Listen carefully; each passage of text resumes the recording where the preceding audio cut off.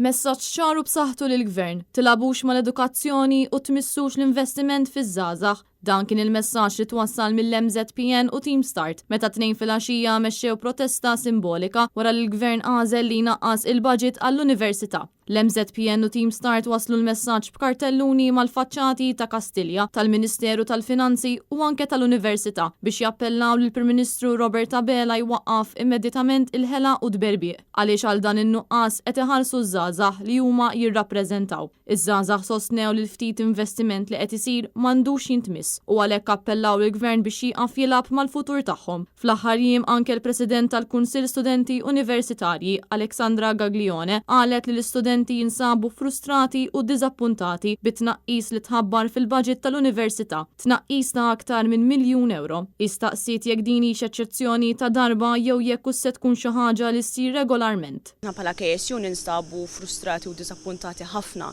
din id-deċiżjoni tal-Gvern illi jnaqqas il-budget tal-Università.